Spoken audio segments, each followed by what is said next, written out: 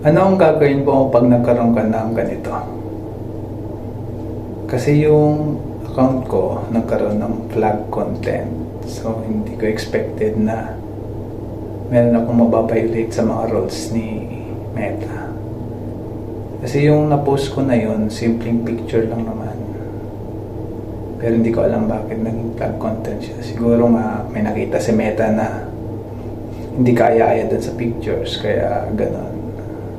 So, ano nga bang gagawin natin pag meron tayong content na ganun? So, meron tayong dalawang option. Pwede natin siyang i-delete or pwede natin siyang i-appeal. Depende dun sa dami ng views na inyong na-gain or kung talagang tingin nyo wala kayong nagawang mali dun sa content nyo or dun sa video or sa mga pinost nyo. So, pwede nyo siyang i-appeal. So, kung ako naman, kung para sa akin, kung talaga namang mali yung nagawa ko, o meron akong nalabag na batas kay Meta, so i-delete ko na lang. So, ganito siya guys. Ito yung itsura ng plug content.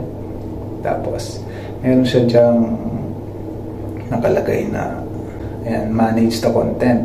So, pag clinic nyo yan, ito ang lalabas. Ayan. Diyan nyo makikita yung anong gagawin nyo. Ayan, makita nyo yung profile nyo dyan sa baba. So, pag clinic nyo yan, makikita nyo kung ano yung na-violate nyo. So, yan, paglabas, naka-blurred yan. Pag pinindot nyo yun, profile nyo naka-blurred lang siya. Ayan.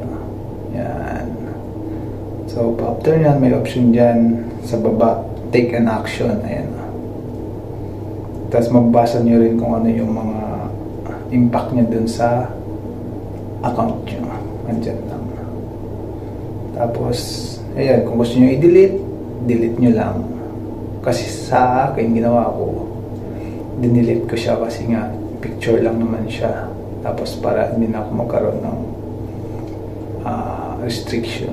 So, sayang kasi yung mga pinopost natin. So, pag dinelete nyo siya, balik lang kayo dun sa profile recommendation nyo. Tapos, ayan, ganyan na siya. Wala na siya. Flag content na nakalagay.